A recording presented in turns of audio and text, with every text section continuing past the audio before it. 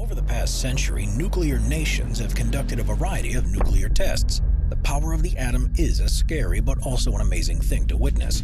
Today, we'll be taking a look at the top 15 most incredible nuclear tests. Number 15. The RDS-1. While the USSR was no stranger to nuclear testing throughout the Cold War, its nuclear program began with a bang when they launched their first ever nuclear weapon on August 29th of 1949. Known as RDS-1, it was built in a similar fashion to the Fat Man plutonium bomb that the US had dropped over Nagasaki, Japan, during the Second World War. Now, a lot of the info around the explosion still remains under wraps, but what we do know is that the blast had a yield of 22 kilotons. Interestingly, the Soviet Union also brought approximately 50 aircraft and 1,500 animals to the testing ground in order to examine the bomb's effect on both military vehicles and life, with the researchers finding that the bomb was even more destructive than they had originally thought. Regardless, it shouldn't come as a surprise that the largest effect it had was outside of Russia, as it was this bomb that truly challenged US nuclear supremacy and helped kick off some of the worst years of the Cold War. Number 14. The Trinity. While most credit the bombs dropped on Hiroshima and Nagasaki as being the first ever nuclear bombs, there were in fact several prototypes built and tested beforehand in order to ensure that these would accomplish their goals. Perhaps the most famous of these is the Trinity, as it's largely considered to be the first nuclear device ever detonated. This detonation occurred on July 16th of 1945, where it exploded 56 kilometers southeast of Socorro, New Mexico. It was part of the infamous Manhattan Project and had a yield of about 22 kilotons, making it comparable in strength to the bombs that would be dropped in Japan later that year. Due to the war, the US Army had to tell the public that no nuclear test had happened, with them instead saying that a remotely located ammunition magazine containing a considerable amount of high explosives and pyrotechnics had exploded. And while it would take some time for the explosion to be declassified, it stands alone for being one of the most important in world history. Number 13. Operation Desert Rock. Of all the nuclear tests on this list, Operation Desert Rock is widely considered to be the most controversial.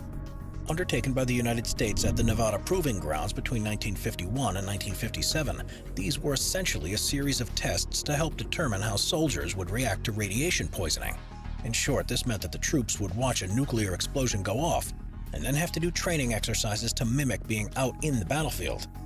In most of these exercises, multiple bombs would be dropped, and about 50,000 men ended up being subjected to this operation.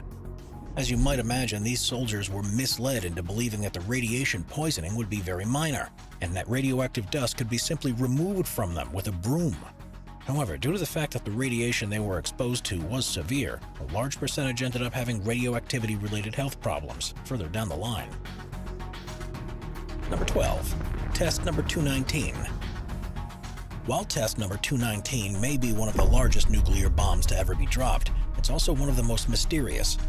Detonated on December 24th of 1962 over the North Russian island of Novaya Zemlya, it had an impressive yield of 24.2 megatons. For reference, this is theoretically large enough to incinerate everything within a 9.25 square kilometer radius of the drop site, and enough to give third-degree burns to anyone standing within a 5,000 square kilometer radius of the site as well. However, the USSR was extremely secretive about everything relating to this test, and as of now there have been no publicly released photos or videos of this explosion. Thus, while the bomb was undoubtedly massive, its mushroom cloud will have to remain in your imagination until Russia decides to one day release the footage.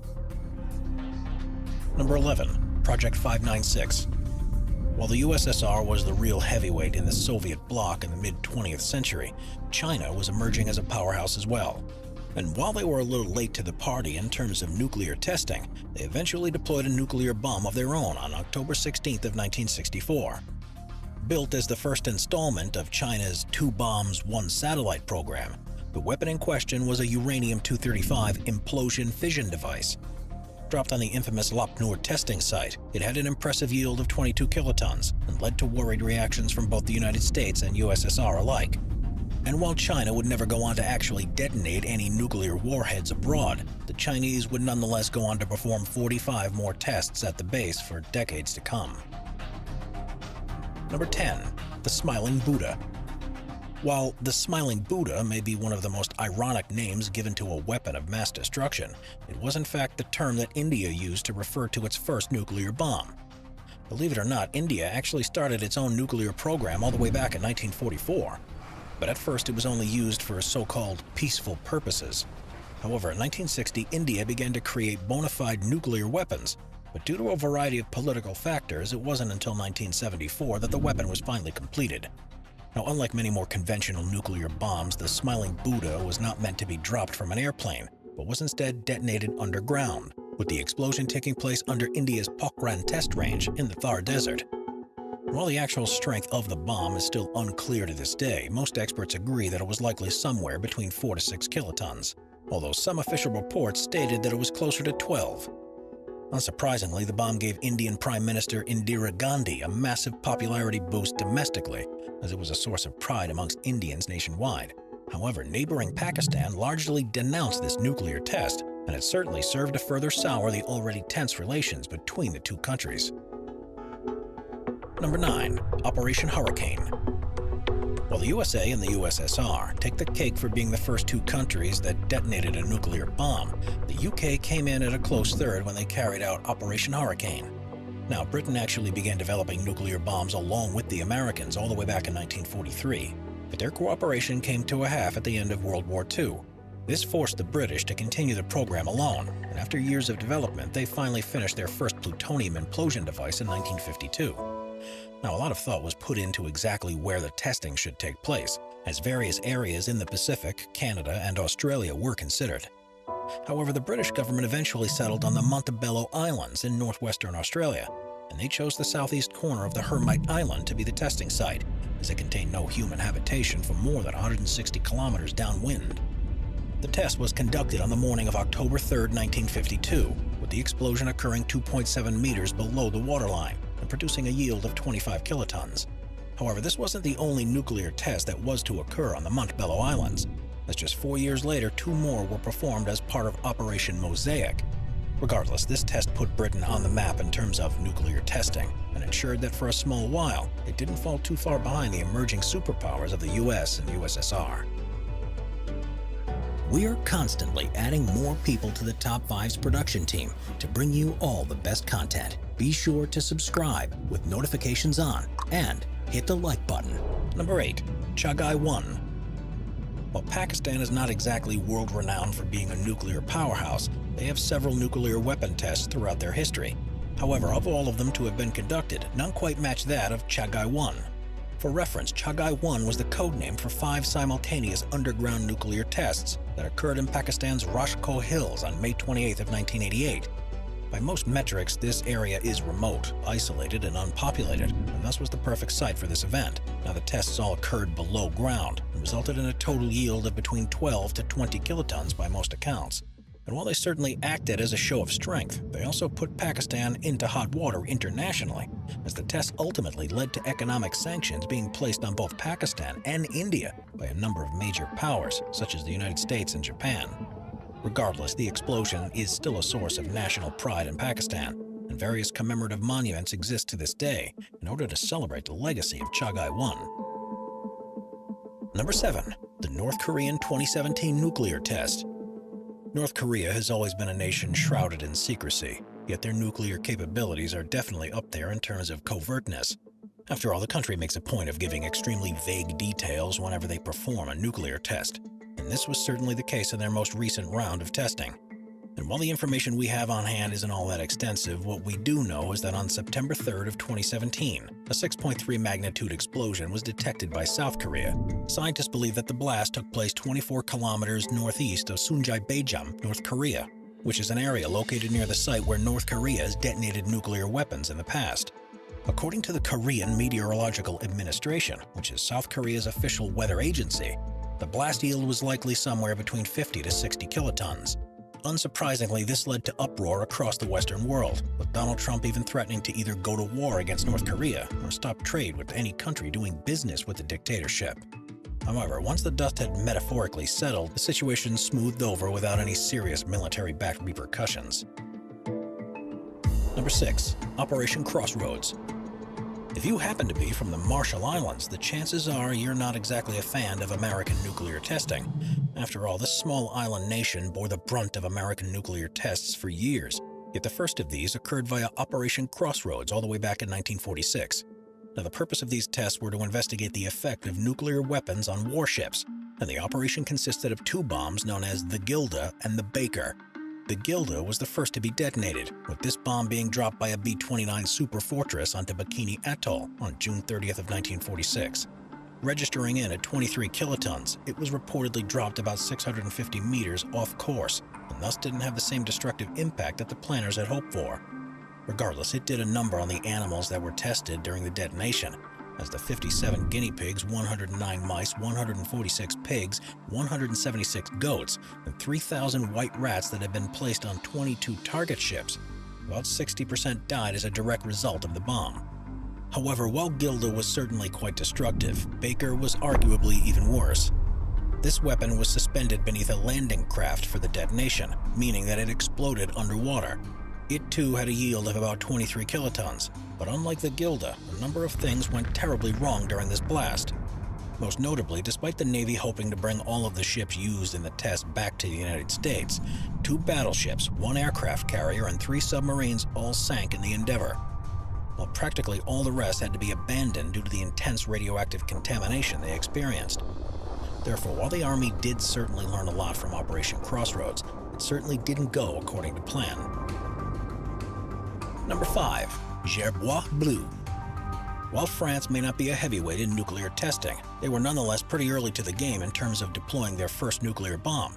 That's because on February 13th of 1960, France detonated the Gerbois Blue at the Saharan Military Experiment Center near Regan, Algeria, which at the time was controlled by France. Now, while the bomb was named after a small desert rodent known as the jerboa in English, it was far from small in terms of its effects. That's because this 70-kiloton bomb was relatively large in size, and its detonation made France the 4th country after the USA, USSR, and the UK to set off a nuclear bomb. In terms of impact, it was a smashing success, as it hit its designated strength targets accurately. However, its implications went far beyond the Sahara Desert. You see, the explosion led to the outcry amongst several African nations who were worried that the radiation would negatively affect their cities. In particular, the country of Morocco withdrew its delegates in Paris. The country of Ghana froze all French assets in the country, and several African intellectuals actively protested the testing in Europe. However, this ultimately didn't stop the French from using the Saharan testing facility at a later date, and it wasn't until 2009 that France chose to financially compensate the victims of the bombings.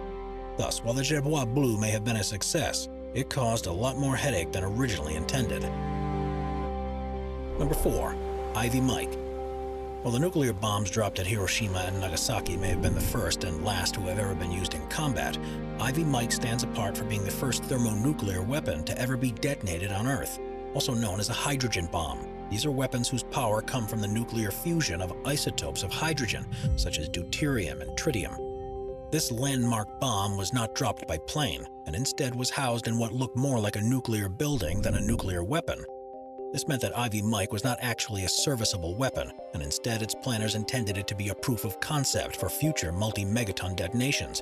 And while this made many people wary of the bomb, it was nonetheless detonated at Eniwetok Atoll in the Marshall Islands on November 1st of 1952, and produced a yield of 10.4 megatons, and had a maximum radius of between 2.9 to 3.3 kilometers, and a maximum height of 41 kilometers. This created a blast crater that was 1.9 kilometers in diameter and 50 meters deep, and ultimately led to many of the surrounding islands being hit with debris and contaminated with radiation. Yet beyond its physical destruction, Ivy Mike had much wider implications in the scientific community. The fuel tanks on the airplane's wings had been modified to scoop up and filter passing debris.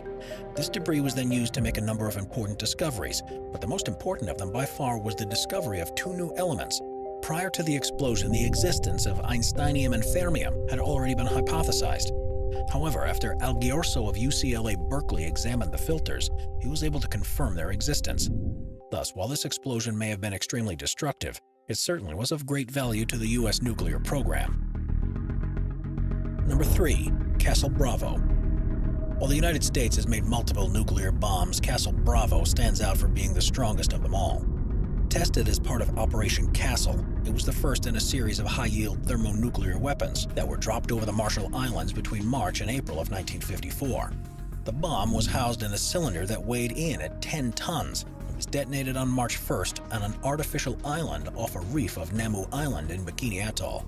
Upon being detonated, researchers soon realized that the amount of lithium-7 reactions taking place were much higher than anticipated, causing what was supposed to be a 6 megaton yield to balloon to 15 megatons.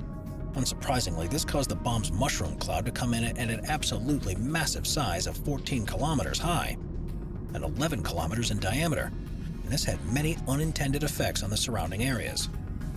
Perhaps the most immediate detriment of the miscalculation was the damage on the atoll itself. The U.S. Army had a number of buildings filled with measurement equipment on the far side of the atoll, and due to the unusually large blast, most of the instruments and data recording the explosion were destroyed shortly after detonation. The U.S. also had to deal with the fact that the fusion reactions were quite dirty and produced a large amount of fallout. This was problematic because it caused many areas east of the explosion to be unintentionally contaminated with nuclear residue. This became a real issue because these areas were inhabited islands. The U.S. had no choice but to compensate those affected for their injuries, as the radiation led to numerous cases of cancer and birth deformities across the islands. When you consider that the test ultimately was not that useful scientifically and led to traces of radioactive material spreading as far out as Australia, India, and Japan, it became clear that this test was a whole lot more harmful than it should have been. Number 2. The Tsar Bomb. Of all the nuclear bombs on this list, none quite meet the size and scale of the Tsar Bomb. That's because it holds the record for being both the largest nuclear weapon ever set off and the most powerful human-made explosion ever recorded, thanks to its yield of over 50 megatons. Meant to be a demonstration of Soviet strength, it was dropped on October 17, 1961, over the northern Russian test site in Mitsushka Bay in a modified Tu-95 bomb carrier aircraft. Giving off a flare that was observed as far away as Norway, Greenland, and Alaska, its shockwaves circled the globe 3 times, and it was so strong that it destroyed every building located 55 kilometers around the blast site, while completely shattering windows thousands of kilometers away. Unsurprisingly, this upset a number of non-Soviet countries who were affected by the blast. More specifically, the countries in question were the Scandinavian nations of Finland, Sweden, Norway, and Denmark, who condemned the testing as an act of aggression. However, because they had no real sway of their own, there wasn't much they could do about it. What's interesting about this bomb is that it was a very dialed-down variation of the original version. In its initial form, the bomb would have been able to yield a blast of 100 megatons, which would have caused substantially more damage and likely would have affected a much larger amount of countries. However, it was thought that such a large explosion would have caused too much nuclear fallout, which due to the explosion's location probably would have had a devastating effect on many cities in the Soviet Union. In order to limit the amount of this fallout, the third stage and possibly second stage had a lead tamper instead of a uranium-238 fusion tamper. This was significant, as it eliminated the fast fission reactions in the explosion, therefore making it of the cleanest nuclear bombs ever created, as it generated a very low amount of fallout relative to its yield. Regardless, we think it's fair to say that most would hope that a weapon as large as the Tsar Bomb will never be dropped again. Number 1. Operation Hardtack. Out of all the Cold War nuclear tests, Operation Hardtack was easily one of the most expansive. Occurring over a period of 5 months between April and August of 1958, it consisted of 35 different nuclear explosions over various parts of the Pacific Ocean. The operation had 3 main objectives. The first goal was to help develop new nuclear weapons, as the nuclear arms race against the Soviet Union was in full swing by this point. The second goal was to examine how underwater explosions affected military assets such as Navy ships, as this info could be used to plan hypothetical nuclear attacks. The final goal was to analyze high-altitude nuclear tests, as the military was hoping to try out some defensive practices for combating ballistic missiles. Now, several of these tests ended up being successful in achieving these goals. However, perhaps the most notable of them all was the Hardtack Umbrella. It was the second underwater explosion of the Operation Hardtack series, and was conducted in the lagoon of Enewetak Atoll in the Marshall Islands. Detonating at 11:15 a.m. local time, the spray dome resembled a vertical column, and after 20 seconds reached its peak height of over 1,500 meters, with its base surge coming in at 3,000 meters downwards and 1,800 meters sideways in all directions. This ultimately left a blast crater measuring in at 910 meters across and 6.1 meters deep at the bottom of the lagoon, and the explosion was large enough to severely damage one of the Navy's ships used in the bomb's testing. Both Umbrella and the other Hardtack series bombs ended up being very useful in giving the US military an idea of how nuclear bombs interacted with water. More specifically, they found that underwater nuclear blasts created less fallout, generated relatively low amounts of direct gamma radiation, and had an impact shock that was less than what was previously expected, as the effects of the shockwave were negligible on most of the Navy's destroyers in the test runs. However, they realized that the blasts had both large amounts of radiation in the initial base surges and the ability to disable lots of equipment in the test destroyers, thus making them a valuable weapon against enemy navies. Therefore, while these blasts were certainly quite destructive, they were extremely valuable as well. Watch our binge-watching playlist if you'd like to watch all of our most popular top 15 videos. Grab a drink, grab a snack, and get ready to binge.